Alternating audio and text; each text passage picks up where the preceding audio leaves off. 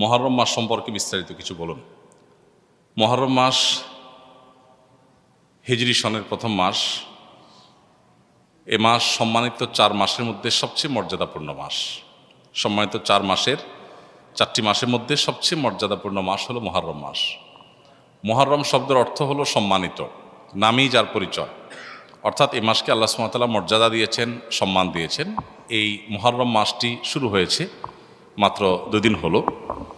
অতএব এই মাস জুড়ে একজন মুসলিম হিসাবে এই মাসের প্রতি মর্যাদা বোধ আমাদের অন্তরে লালন করতে হবে, জাগ্রত রাখতে হবে।